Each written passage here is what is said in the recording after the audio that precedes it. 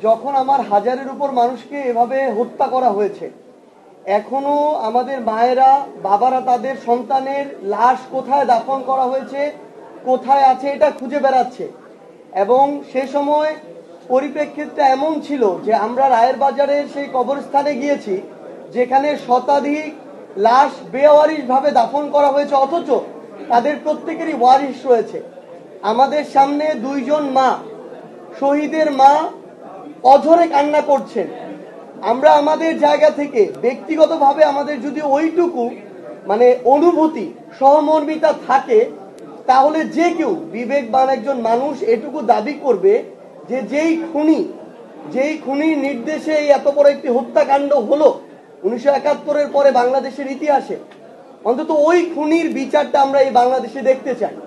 আমি শুধু আমার ওই শহীদের মা যে কথাটি বলেছেন, আমি সেই কথাটি আমার মুখ দিয়ে আপনাদের সামনে তুলে ধরেছি পুরো বাংলাদেশের কাছে। এটা শুধু ওই দুইজন শহীদের মায়ের কথা না, পুরো বাংলাদেশের এই অভ্যুত্থানে আহত সকল যোদ্ধা এবং শহীদ পরিবারের একই কথা।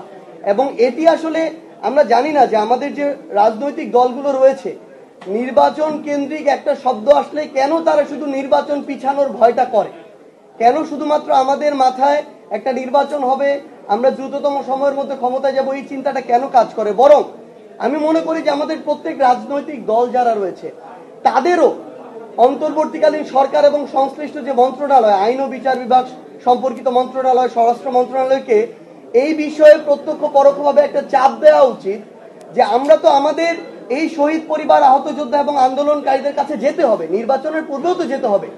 তখন যেন আমরা বলতে পারি যে আমরা ঐক্যবদ্ধভাবে খুনি হাসিনার বিচার নিশ্চিত করে এসেছি, বাকিদের বিচারও নিশ্চিত হবে। এই সামগ্রিক বিষয়টি, এই চাপটি চাপটি তুলে ধরতে এবং এটার যে প্রয়োজনীয়তা এটি তুলে ধরতেই সে কথাটি বলা। এটার সাথে সরাসরি নির্বাচনকে পিছিয়ে যাওয়ার যে সম্পর্ক দেখানো হচ্ছে, এটি কখনো সেভাবে সম্পর্কিত না।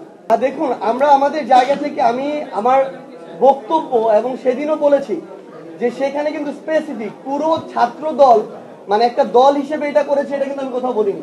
বরং এটা বলা হয়েছে যে ছাত্র দলের একদম সেন্ট্রাল পোস্টেড আহমেদ শাকিল যিনি আছেন, তিনি সেই জায়গায় ইচ্ছাকৃতভাবে এই বিব্রতকর এবং অস্বস্তিকর পরিস্থিতিটা তৈরি করেছেন। এবং আপনারা যে ভিডিওটা দেখেছেন যে এখানে একটা হাতাহাতির ঘটনা হয়েছে, এটা কিন্তু আমি চলে আসার পর।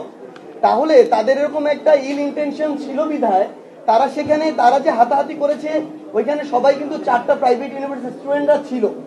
এবং ওই ছাত্র দলের সেন্ট্রাল পোস্টেড ব্যক্তি শাকিল, তার সাথে যারা ছিল তারা কিন্তু প্রাইভেট ইউনিভার্সিটির স্টুডেন্টরা ছিল না, বেশিরভাগই স্থানীয় কিছু যারা ওই যে সন্ত্রাসী এবং দুষ্কৃতিকারী ছেলেপেলে ছিল। সো এই দায় আমি কখনো আমার জায়গা থেকে পুরো ছাত্র দলকে দিই না এবং দিবও না।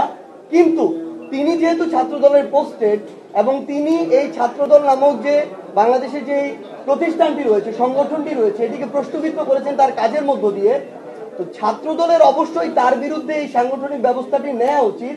অন্যথায় তাদের দলের যে নেতাকর্মী যারা রয়েছে, যারা কেন্দ্রীয় পোস্টেড, তাদের উপরেই যে তাদের ওই নিয়ন্ত্রণটি নেই এবং তারা একটি তাদের ভিতরের যে শৃঙ্খলার যে পরিস্থিতি, এই বিষয়টিওতে তাদের যে কন্ট্রোলটি নেই, এটি কিন্তু প্রকাশ পাবে।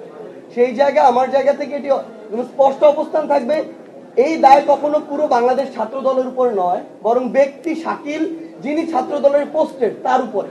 এই ক্ষেত্রে অবশ্যই যেহেতু তিনি কেন্দ্রীয় পোস্টেড, তার বিরুদ্ধে ছাত্র দলের অবশ্যই একদম সবকিছু তদন্ত করে সুষ্ঠু যেন বায়াসটা হয়, তার বিরুদ্ধে এই সাংগঠনিক ব্যবস্থাটি নেওয়া উচিত।